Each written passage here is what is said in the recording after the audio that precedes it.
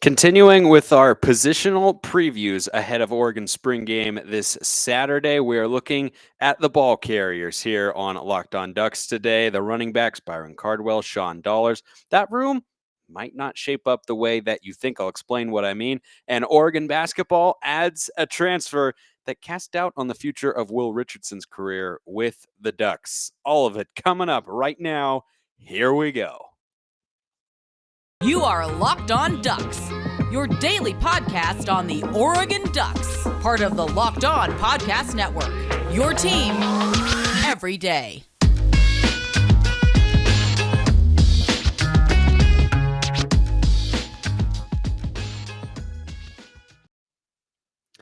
Yes, it is that time once again for Locked On Ducks. I'm your host, Spencer McLaughlin, D1 play-by-play broadcaster and lifelong Oregon Ducks fan. Thank you for making this your first listen or your first view every day. It's part of the Locked On Podcast Network, your number one source to stay up to date with the Ducks every single weekday. Like, comment, subscribe, all that good stuff on the podcasting platforms. 5-star reviews on Apple Podcasts help with the show. Keep subscribing. The numbers on YouTube keep going up, and I absolutely love seeing that. So thank all of you.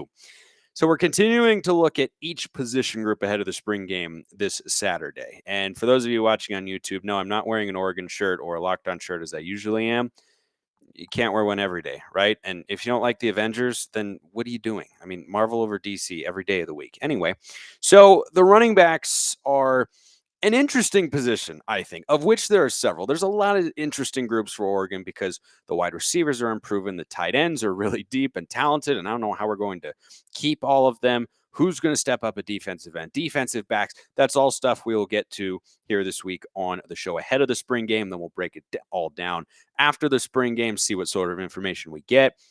But the running backs, I think a lot of Duck fans are sort of expecting that Byron Cardwell Jr. is going to be the number one running back. And that's certainly possible. I saw what you all saw last year. He showed great patience. He played within the offense very well, set up his blocks very well, made good decisive cuts, has good juke moves in the secondary, has some breakaway caliber speed. Like, he has got all the tools to be a really good running back. And somehow, I don't know how this happened. Well, I kind of do. Somehow, Byron Cardwell Jr.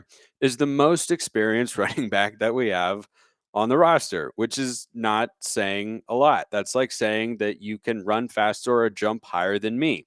And if you don't know me very well, I'm not exactly God's gift to nature when it comes to athleticism. So he is the most experienced running back that we've got. And I think if we'd had the same staff, that would give him a built in advantage. But given that we have a brand new coaching staff, I think that that advantage is a little bit taken away. And you really have a blank slate from a coaching perspective, right? Carlos Lachlan, of course, brings his guy over from Western Kentucky, Noah Whittington, the transfer. And so, one thing that I think is important to remember is that they don't know all these guys. They do now, of course, right? But they didn't have preconceived notions about, who's going to be the number one back or who's going to, get the lion's share of the carries or why do we like this guy over that guy, right? I'm sure in their interview process, they had to do some research and prep about that. But they don't have, any personal relationships aside for Noah Whittington. So these guys are really going to have to battle it out based on their talent alone. And if you're watching on YouTube, you see that I'm clearly looking something up right now. And I want to get to all of the numbers of these guys because I told you yesterday that I'll get you all the numbers of what is updated on the Oregon Ducks website, goducks.com, so that you can know going into the spring game which guys to look for. I don't want to get any numbers wrong. And as I look for that, here's a fun fact. When I was young, probably about till the time I was 10 or 11, I knew the number of every athlete, college or pro, I'd ever watched. You could ask me any number of any player on any team, and I knew. My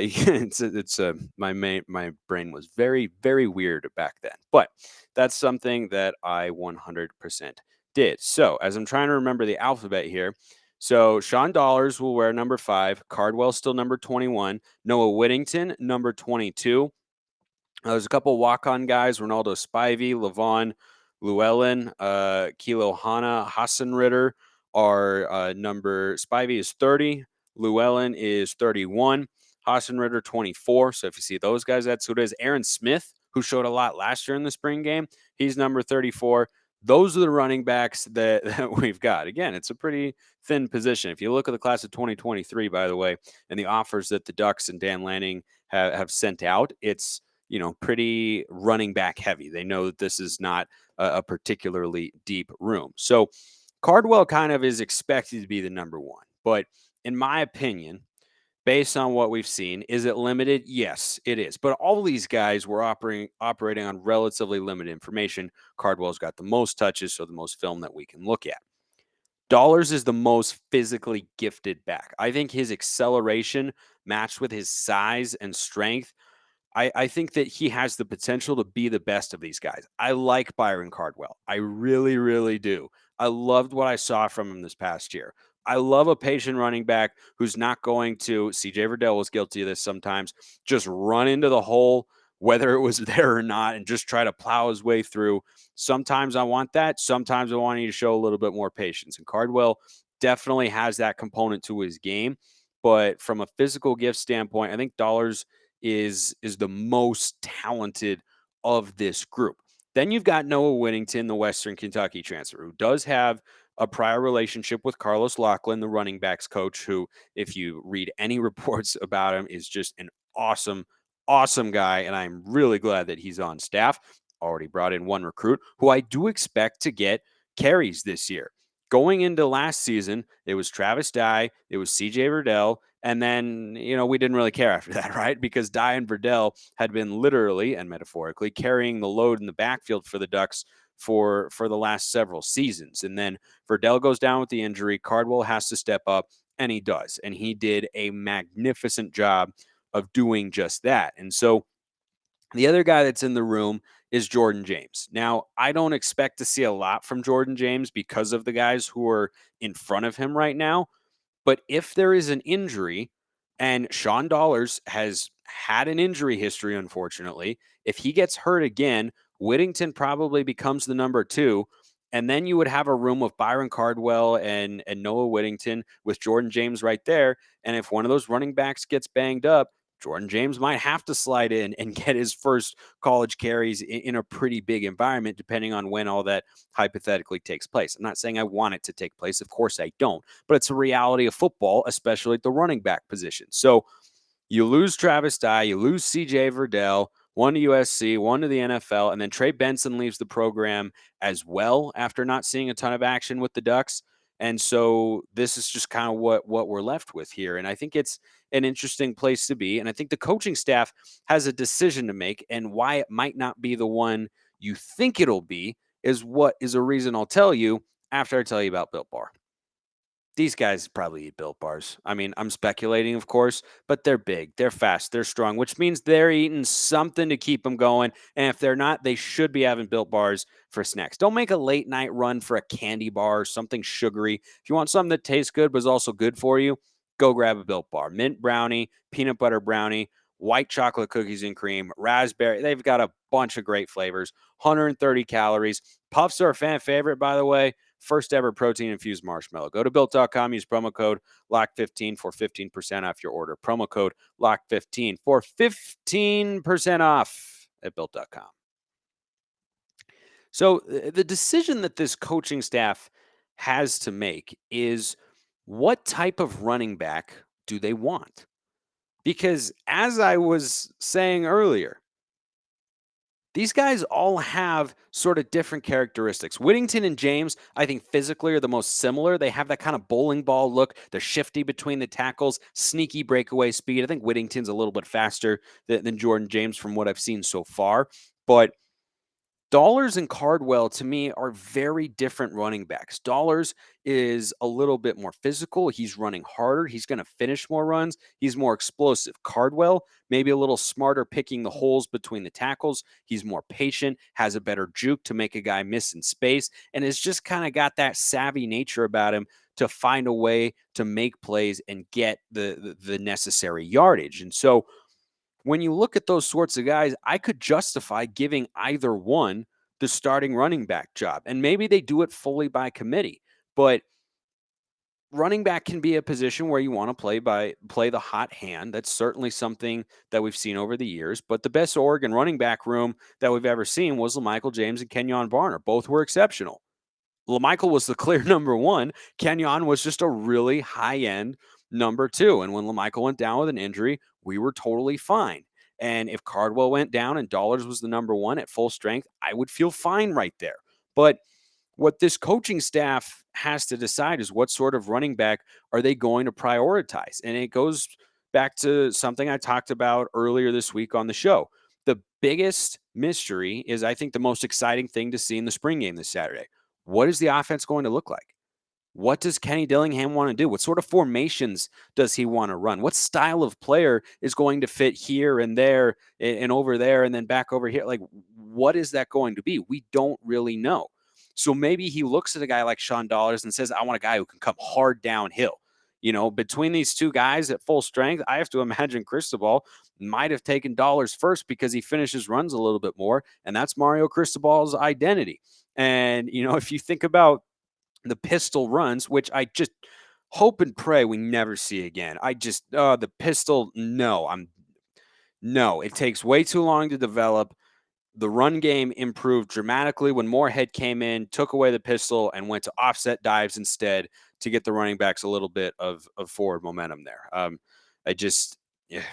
Anyway, I don't want to see that. I don't think a lot of you ever want to see the pistol again either. But going back to what I was saying, it's about the scheme fit. And so I think that's the decision that this coaching staff and Kenny Dillingham are going to have to make is which guy do they feel is going to fit their schemes directly. And they have to consider other things as well, right? How well do they pass block? How well do they pass catch? How involved are they going to be, right? We haven't seen a ton from either in terms of their potential as pass catchers out of the backfield. So there's a lot of decisions yet to be made on that front. And I think that you could justify going with either one. I really do.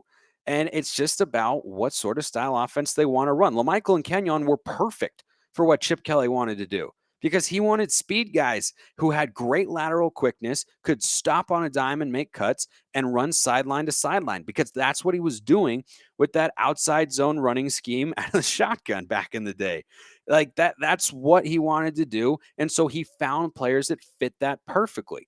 This Oregon staff is coming in with players already on the roster, and they have to figure out which guy is going to fit their scheme perfectly. And then in the coming years, we'll see them probably recruit the sorts of players who they feel are going to be the best fit for the sorts of plays and formations that they want to run. So I think it's a really interesting room. I don't know how many carries each of these guys are going to get, but we haven't seen a two deep yet. We don't have an official depth chart or anything of the sort. So for all we know, it's a wide open competition, but maybe for all we know, it's not an open competition. And Cardwell's the number one because he's the most experienced and he's waited his turn and, he's earned it. And Dollars is the number two. Maybe that's the case, but I don't think it's ridiculous at all if Sean Dollars is getting the first team reps by the time they split into the ones and twos here at spring practice. And that's something that we will follow along with here on the show, which is why you should like and subscribe if you have not already. If you ever want a question answered here on the show, 3 easy ways to do it. Tweet with the hashtag AskLODPod, or you can DM me at LockedOnDucks, which you should follow to keep up with the show, or at Smalls_55, my personal handle. DMs wide open. Ask me any question you want about the Ducks. Anyone, past, present, future. You can go non-Ducks if you want. You can ask me a life question. I'll come on here, answer it on the show. Why not? Let's get to some basketball talk because you talk about fascinating situations and uncertain futures. So remember yesterday when I talked about a guy by the name of Keyshawn Barthelemy from Colorado, and I mentioned Jared Lucas as well, and I thought, oh boy, if Will Richardson's not going to come back, seems like the Ducks might be able to add a player there. Keep your eye on these two guys. Remember that? Yeah, fun times. So actually, I recorded and uploaded that episode before the news dropped on on Monday. So that's the way it goes in podcasting sometimes, but that's okay. I figure you can all understand and accept that and whatnot. So I said you should keep an eye on those guys, and lo and behold, here we are. Keyshawn Barthelemy is coming to the Ducks. For those of you who didn't watch or listen to yesterday's episode, he averaged 11 points a game this year for Colorado as a sophomore after just like 2 or 3 points a game as a freshman. He shot at 42% from the floor, solid, not elite, but solid. 35% from the beyond the arc, again, not elite, but rock solid, definitely good. And so now he is coming to the Ducks. And this is a bit of a 2-for-1 for Dana Altman and Oregon basketball as they look ahead to next season, because they're not just getting Keyshawn Barthelemy, they also got a confirmation from Barthelemy that part of the reason he's coming to Oregon is that his old buddy, Quincy Guerrier, is returning to the Ducks as well. So now we're starting to get a clearer picture about who's going to play for Oregon basketball next year, who's going to be back. We know Jacob Young is out of eligibility, Eric Williams going pro, Frank Kepnong's in the transfer portal. But now we know Harmon is back, Guerrier is back. They add Barthelemy, Dior Johnson, 5-star point guard, and Kello Ware, the 5-star center, are in the class of 2022. So we know all of those things. We're still waiting on Will Richardson and N'Faly Dante. And from what I have researched, poked around, looked at, come to understand, yada, yada, yada, the expectation is Dante will be back, but that's not confirmed. That is not confirmed right now. That's kind of the way it's leaning. However, for those of you that have been with me for a little while, I thank you for doing that. I really, really do. You might remember that I said a couple weeks ago on the show that I thought Will Richardson's time at Oregon had come to an end. It just kind of felt like, not a great ending, but it seemed with the way it all went down, even with him being sick and everything, that he might look elsewhere. There's now even more evidence with this edition that could be the case. I'll tell you why after I tell you about Rock Auto, because this episode is brought to you by Rock Auto. You can save time and money when using Rock Auto. It's a family business serving do-it-yourselfers for over 20 years. Their prices are reliably low. You just can't go to your general auto parts store and expect that they're going to have the parts that you need all the time. They ask you a bunch of complicated questions, and nobody wants to do any of that sort of stuff. I would know. I've had plenty of car troubles. I have a 2000 Lexus ES300. It's a 22-year-old car with over 222,000 miles on it. I love it, but stuff is always needing to be fixed or replaced or updated or this, that, and the other thing. You can get that sort of stuff for your car right now, too. Go to rockauto.com. See all the parts available for your car or truck right locked on in their How Did You Hear About Us box so they know we sent you. Amazing selection, reliably low prices, all the parts your car will ever need. rockauto.com. So this edition of Keyshawn Barthelemy, it kind of solidifies my belief that Richardson is done. I just don't know how it's all going to fit. That's the biggest thing for me. And it's just, you have so many guards in that room, right? Davion Harmon is there. You know that he's there. He started 34 of 35 games for the Ducks this past season. Okay, Barthelemy's a guy who last year started 28 of 33 games for a solid Colorado team. That's not a guy who I think is going to transfer to a program where there's a chance he could come off the bench. Maybe it is. He's 6'2", so he's not, a bigger guard. He's got good size, but not great size like Will, who is, 6'4", 6'5".